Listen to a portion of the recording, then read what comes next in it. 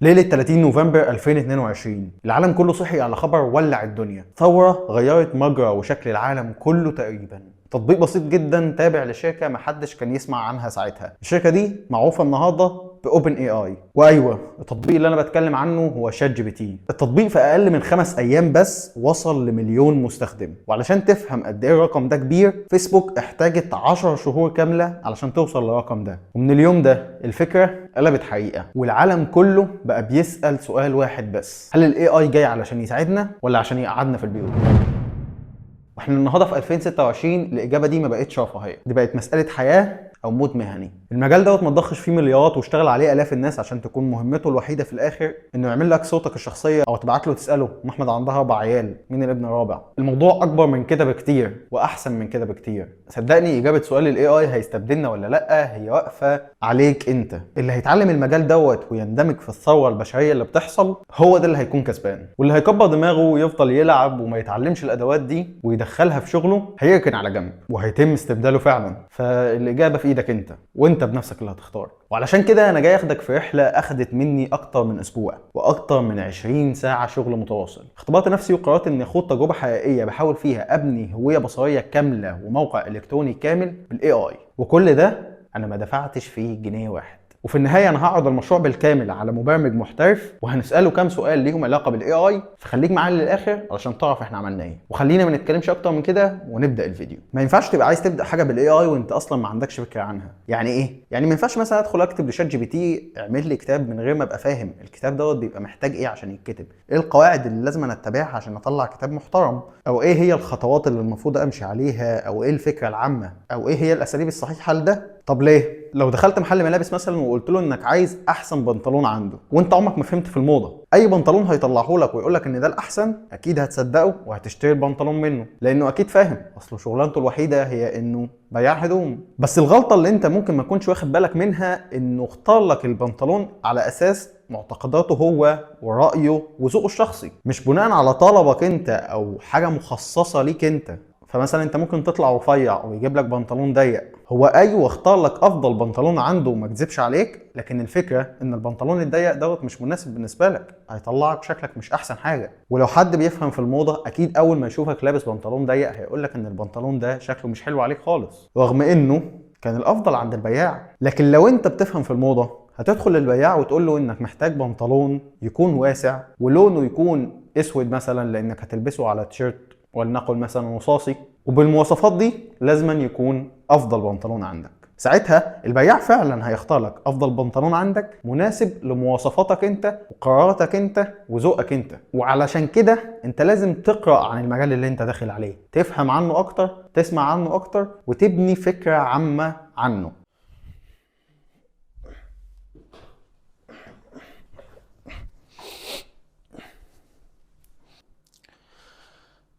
اهلا بيك.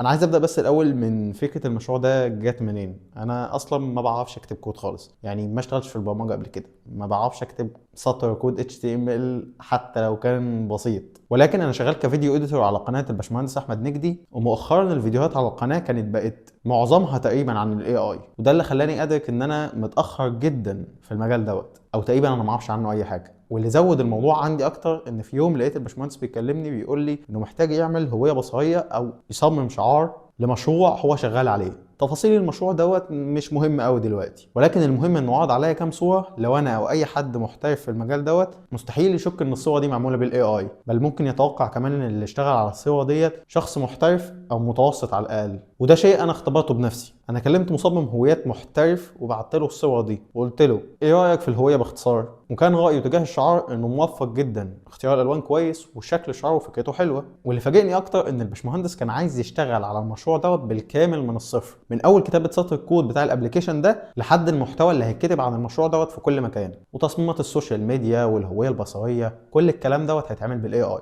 انا مش هتكلم كتير عن تفاصيل المشروع، ولكن لو عايز تعيش الرحله معاه وتفهم الموضوع اكتر هتلاقي اللينك بتاع اكونت التيك توك بتاعه تحت في الديسكريبشن، فخطوه ان يبقى عندي فكره انا داخل على ايه هي فعلا بقت موجوده. مش عشان بمنتج لحد بيكتب كود هبقى فاهم كود، اكيد لا، مش دي الفكره. بس الفكره ان بعد ما سمعت الكم ده من الفيديوهات انا بقى عندي على الاقل مجرد فكره، بقيت عارف ايه الطريق اللي المحترف بياخده علشان يعمل ابلكيشن، والادوات اللي بيستخدمها وهكذا. واللي جاب فكره الهويه البصريه ان علشان اصلا تعمل موقع الكتروني فانت محتاج الوان، خطوط، وشعار. ودي كانت خطوه البدايه، انا هعمل هويه بصريه كامله.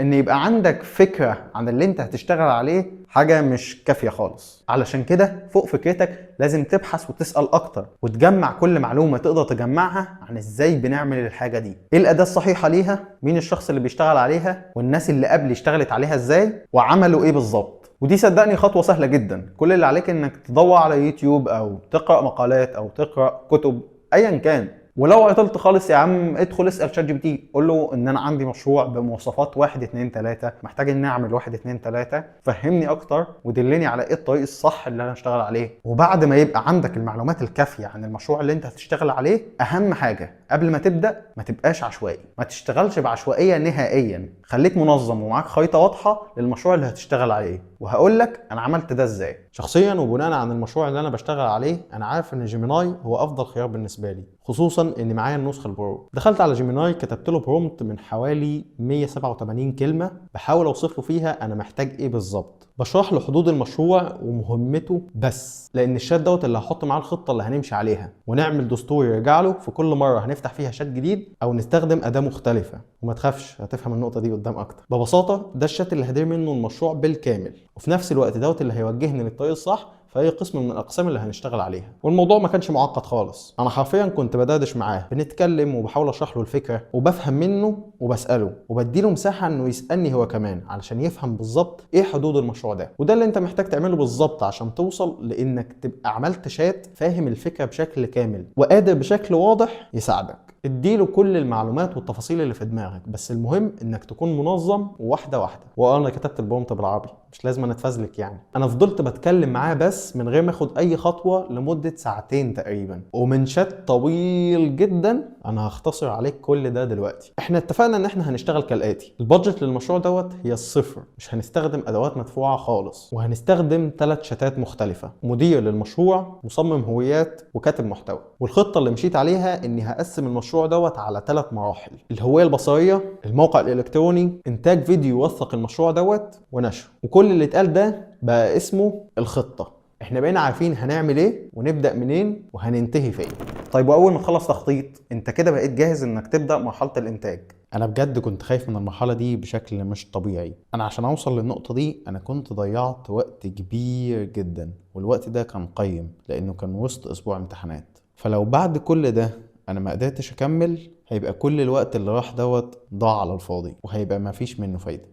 بس عشان ما اخليش الخوف دوت يسيطر عليا كنت كلمت فعلا الخبير اللي هيراجع المشروع ده ورايا، واتفقت معاه على الموعد اللي هسلم فيه المشروع. فسواء خلصت المشروع وطلع زي ما انا عايز او لا، انا كده كده هبعت له المشروع وهيقيمه ايا كان. خلينا بقى نبعد عن التفكير السلبي والحوارات اللي ملهاش لازمه ونبدا شغل. تنفيذ الهويه هو كان احد اعقد المراحل اللي مريت بيها في المشروع ده، لاني فعلا كنت مركز قوي في المرحله دي. انا اديت مدير المشروع وصف كامل لاحتياجي في الهويه، عرفته اكتر عني وعن شغلي واهدافي، وقلت له انه معاه مساحه يسالني 5 اسئله مهمه يقدر يعرف بيها اكتر عني. بيها وبكل المعلومات اللي انا اديتها له قدرنا نطلع البرومت اللي هنطلع بيه الهويه البصريه. اخدت البرومت منه وطلعت بيه على الشات بتاع الهويه البصريه واديته كل التفاصيل. ومن هنا بدات المشاكل. الفكره سطحيه جدا، الخيارات مش مظبوطه، والالوان مش احسن حاجه. وبقيت بروح لمدير المشروع وارجع تاني للشات بتاع مصمم الهويه لحد ما طلبت منه انه يقترح عليا 3 مسارات مختلفه بالوان مختلفه وشعار مختلف واسلوب وفكره مختلفين. وتخيل عملها فعلا. كان قدامي 3 خيارات مختلفه: البرتقاني، الازرق، والاخضر. كل خيار من ال3 كان ليه الوان وخطوط وفكره. اكتر حاجه كانت بتعبر عني فعلا هو اللون البرتقاني، ولكن اكتر حاجه كانت اصح في الاختيار هو الاخضر او النيوني.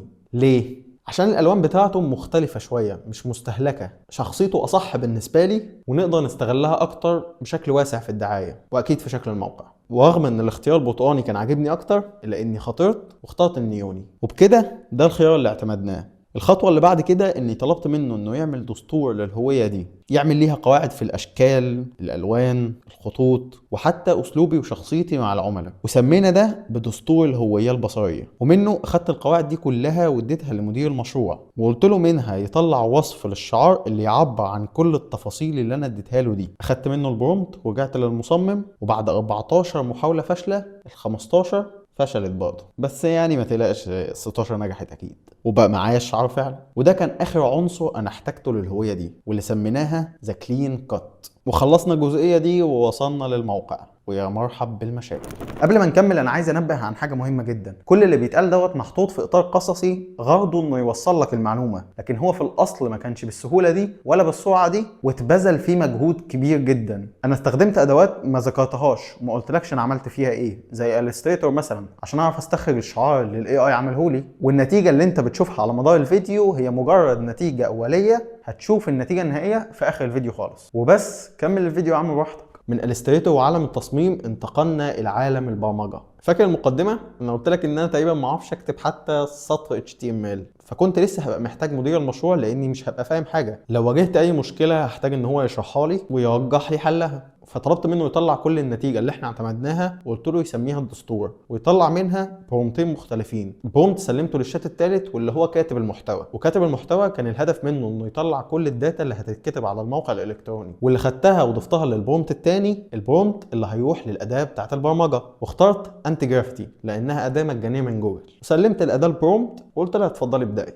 شغلانتي مع انتي جرافيتي كانت عباره عن اني براقب، مش ببص على الكود، انا ببص على النتيجه النهائيه. ولو قابلت اي مشكله في الشكل كنت برجع تاني لجيميناي، احاول اخليه يفهم المشكله، يشرحها لي، ونحاول نرجع تاني لانتي جرافيتي. وفضلت كده يوم ورا التاني ورا التالت ورا الرابع، ما بين ده وده، نروح ونيجي، نصلح مشاكل، نضيف سكاشن، نمسح سكاشن، نهدم المشروع كله ونبداه من اول وجديد. واخيرا طلعت بالمنتج النهائي، موقع الكتروني كامل من الصفر، بدون ما اكتب سطر كود ومن غير ما ادفع ولا جنيه. ووصلنا لاهم مرحله، التقييم.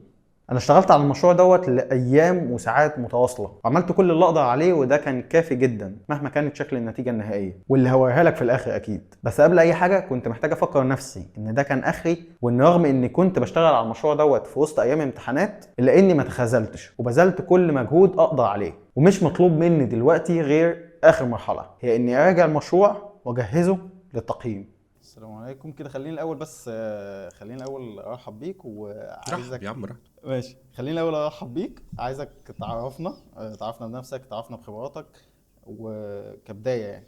ماشي يا سيدي. بمنتهى البساطة أنا أحمد نجدي، تيم ليد لتيم اسمه AI Solutions. بنشتغل على بروجيكتس ليها علاقة بالاي اي، وبنعمل برودكتس تستخدم عندنا في الشركة للكاستمرز أو كلاينت، وكمان انترنالي جوه الشركة عشان الناس أو التيم بتاعنا يستخدمها. تمام. طيب انت استلمت مني الموقع امبارح، وقعدت قلت لي هنستنى 24 ساعة عشان الاول تبص على الموقع، وما اديتنيش اي فيدباك. فدلوقتي المفروض ان الفيديو ده كله مبني ونهايته في ايدك انت. انت اللي هتقول لنا اذا كان اللي احنا عملناه على مدار الفيديو او على مدار الكام ساعة اللي اشتغلناهم اللي فاتوا، اذا كان شيء فعلا حلو ولا لا. فعايز لا بكل صراحة رأيك الصريح عن الموقع.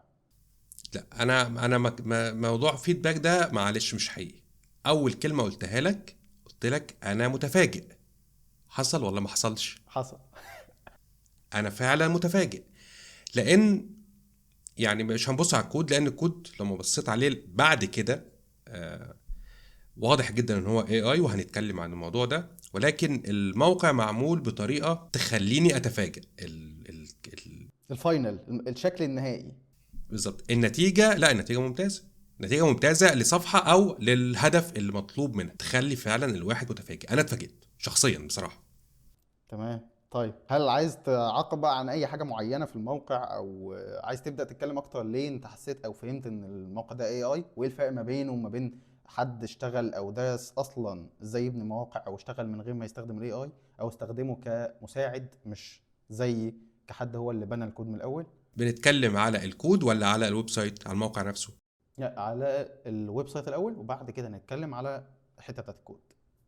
الويب سايت لو انا بيقول عليها فيرست امبريشن او الوهله الاولى، لا انا ما اقدرش احكم ان هو معمول بالاي اي. فهي على حسب البرومبت اللي انت اديتها للاي اي اللي هو جيميناي في هذه الحاله، هو طلع اعتقد اللي انت عايزه، لان تاني ما شفتش البرومبت بصراحه. وانا كزاير للموقع لا، انا شايف ان الموقع انا عامل ديزاين قريب شويه لسبورتيف او حاجات سبورتس، حاجه رياضه، مش بورتفوليو شخصي قوي، ولكن ايا كان الاتجاه تصميم او اتجاه او طلب الفكره، هو مطلع حاجه ما بتقولش ان هي اي اي للوهله الاولى، بس بنتكلم ده الموقع. لكن اول ما شفت الكود، احنا عندنا هنا 3 فايلز او 3 ملفات، ما عندناش اي استخدام لاي فريم وركس اللي هي بتبقى انا لو هستخدم او هبدا ويب سايت النهارده بحدد انا هستخدم حاجه زي نيكست جي اس، حاجه زي ووردبريس، حاجه تكون تساعدني. لكن هنا احنا شايفين فايل HTML وشويه جافا سكريبت وستايلز وخلاص. والكود نفسه نقدر نقول ما حدش بيعمل ويب سايتس النهارده بالطريقه دي. احنا عندنا تاني هو فايل واحد،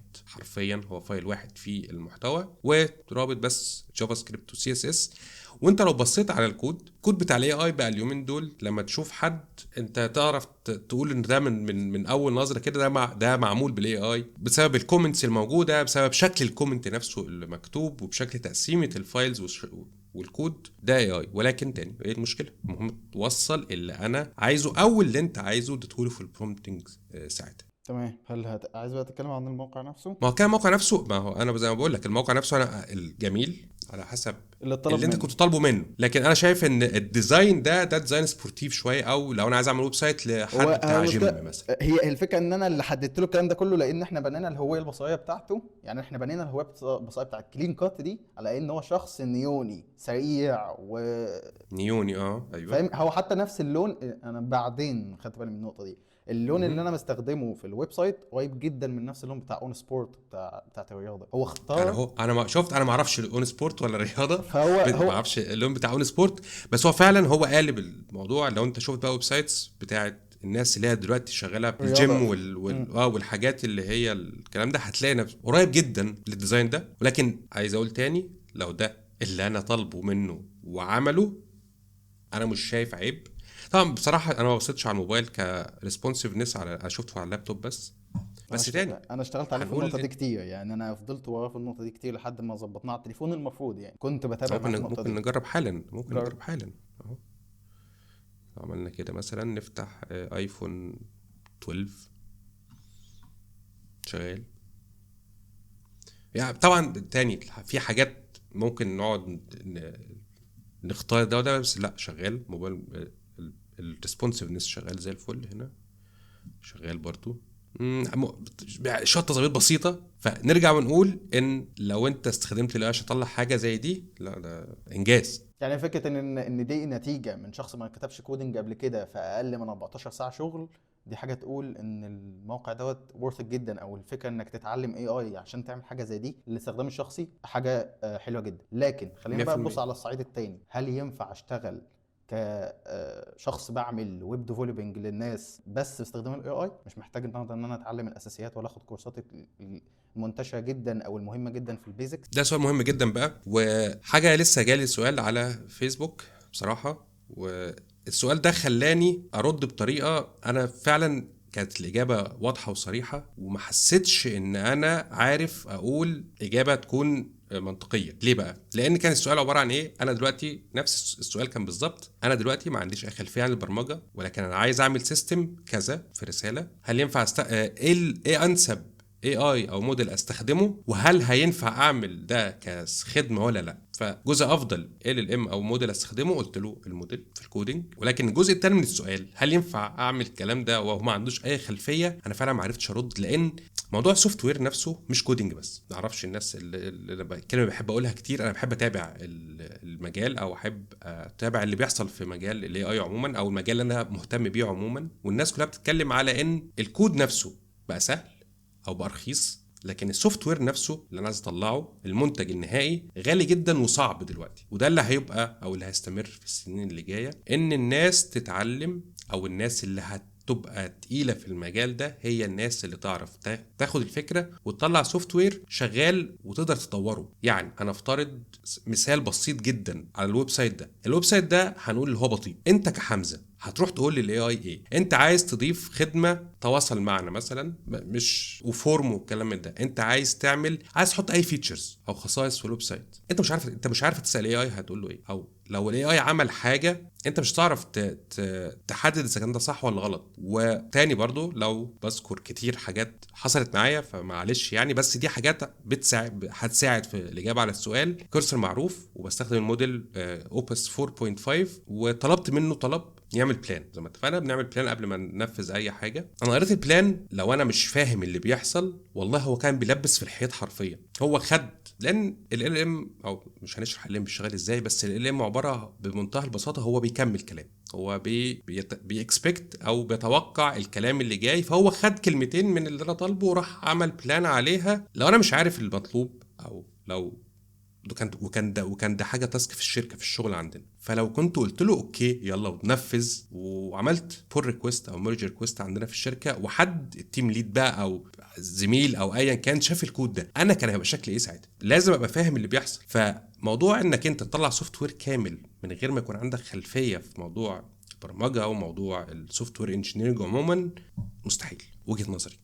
مش عايز حد يزعل ولا حد يشتم ولا حد يعمل اي حاجه، وجهه نظر شخصيه جدا. تمام. طيب قبل ما ندخل الميت دوت، انا كنت بعت لك على الفيسبوك وسالتك، بقول لك لقينا ان لقينا ان جيميناي بيقول لي ان في المستقبل بعد ما خلصنا الفيديو، بيقول لي ان بناء عن كل اللي احنا عملناه، ان في المستقبل الناس اللي بتشتغل في الديفلوبينج مش هيبقوا اسمهم كودر تاني، هيبقى اسمه سولوشن اركتكت. فانت قلت لي ان الكلام ده مظبوط رغم ان انا كنت بتريق. ايه معنى النقطه دي؟ النقطة دي معناها ان الناس اللي بتفهم سوفت وير هم دول اللي هيكملوا او هيبقوا مطلوبين في سوق العمل بعد كده. الجونيورز، او مش، لا بلاش كلمه جونيورز عشان ما يزعلوش مننا، الناس اللي هي مهمتها او اللي بيعرف تعمله بس كتابه الكود من غير ما يبقى عنده التفكير اللي يخص البيزنس او ازاي نطور المنتج اللي معانا، للاسف دول هيبقوا مش مطلوبين، لان اشتراك بسيط جدا جيميناي كلود ايا كان. ولسه احنا لسه يعني اللي شفناه لغايه دلوقتي هو نقطه في بحر، اللي جاي اتقل بكتير من حيث قدره المودلز دي. فانت هنحتاج حد الاركتكت ده، وعذرا في الكلمه احنا هنحتاج حد تسوق الحاجات دي علشان تطلع بيها منتجات او سوفت وير يشتغل ويخدم الملايين الناس. وده الجزء اللي نقدر مش عايزين نقول للاسف، ولكن ده ناقص عندنا احنا، او ناقص في ثقافتنا. انا عايز تيجي لي التاسك او تيجي لي المهمه، اكتب شويه كود وخلاص واسلم التاسك، وكده كده انا عملت اللي عليا. ده للاسف مش هيبقى موجود، واعتقد قريب جدا كمان. طيب، انت كنت بتقول لي او سالت بتقول لي لو انا مثلا اتفاجئت ان الموقع بتاعي بطيء جدا، دي مشكله انا ممكن ما الاقيش ليها حل. طيب، انا مثلا لما انا واجهتني كذا مشكله، ده الفيرجن اللي احنا عملناه، الفيرجن اللي انت شايفه قدامك دوت هو الفيرجن مثلا الثالث بعد ما هدمنا الموقع وبناه انا وهو. فكل دوت انا ما كانش هيتعمل غير لو انا كنت مش بمنتج الفيديوهات بتاعتك. بناء على الفيديوهات بتاعتك انا فهمت حاجات كتير خلتني ابقى فاكر ان في حاجه اسمها المفروض ان انا اعمل ان الموقع دوت يبقى متفاعل مع التليفون بشكل جيد. كان في مشاكل كتير حلتها بناء على اللي انا سمعته منك. ولما لقيت الموقع تقيل في اول مره، حاولت اعمله اوبتمايزد بان انا قللت مثلا حاجات معينه، شلنا حاجات معينه، فعدلت عليه وحليت شويه مشاكل. فالسؤال هنا، هل لو انا متابع ناس كتير في المجال دوت من غير ما اتعلم ان انا اكتب اساسيات كود، بس انا فاهم المشاكل دي بناء عن اني بسمعها، ده كافي ان يكون الشخص دوت في المستقبل؟ لا برضو للاسف، لان ما ينفعش. انت دلوقتي لو عايز تتعلم اي حاجه في الدنيا، دايما بتلاقي في اي مجال في حاجه اسمها اساسيات، وبعد كده بتخش في الدراسه، وفي كل مكان اساسيات، وبعد كده الموضوع بيتقل شويه، وبعد كده بيتقل شويه لحد ما تروح تاخد دكتوراه. تمام؟ مش مطلوب منك انك تاخد دكتوراه، بس مطلوب منك انك تاخد البكالوريوس. ده طبيعي، ده بيقول لك خدت الشهاده. طبق الكلام ده على كده، على نفس الموضوع ده. انت عايز تتعلم، هنفترض انت عايز تتعلم سوفت وير انجينيرنج، او عايز تتعلم سي داتا اناليسيس، او عايز تتعلم حاجات تراك كامل، يبقى تاخده من اوله لاخره. لان ما اعتقدش ان في فيديوهات، او مش كل الناس تقول كل الكلام في كل حاجه. والتعليم من الفيديوهات بس، ما اعتقدش ان هو، في رايي ممكن ناس تكون خدت دكتوراه من الفيديوهات. رايي انا الشخصي ما لا يكفي. التعليم الاكاديمي مهم جدا. تمام. يعني معنى كده ان كلمة ان الاساسيات اتلغت النهاردة، ده كلام مش حقيقي، مش واقعي. كده كده لازم تتعلم الاساسيات اللي موجودة وتدرسها وتتعلمها على الاقل بشكل اكاديمي، ده اللي هيفيدك اكتر. ايوه 100%. اهم سؤال في الفيديو دوت هو السؤال اللي الفيديو ده بدأ بيه وعلشانه: هل الاي اي في اي مجال عامة هياخد شغلنا؟ في شغلانات كتير هتختفي بسبب الاي اي، وفي شغلانات كتير هتتولد بسبب الاي اي برضه. طيب ولو انا عايز احافظ على مكاني في شغلي، ايه اللي مطلوب مني؟ انك تستخدم الاي اي في تطوير الشغلانه بتاعتك ايا كانت هي ايه. تمام. خلاص كده، شكرا جدا ليك. اظن ان كلنا استفدنا وكلنا ضاف لمعلوماتنا كتير، سواء كان من اول الفيديو او المعلومات اللي انت قدمتها، حتى وان كانت مثيرة للجدل شوية، بس ده رأيك وده اللي انت متأكد ان هو الصح. واظن ان احنا بعد التقديمة والكلام ده كله مش هنشك ابدا ان ده الصح. فشكرا جدا ليك واتشرفت العفو جدا. حبيبي، ربنا يخليك. خلصنا كده خلاص يا اخي. الفيديو ده كان اطول فيديو انا صورته في حياتي عموما. المهم يلا بقى عشان انا جوعت.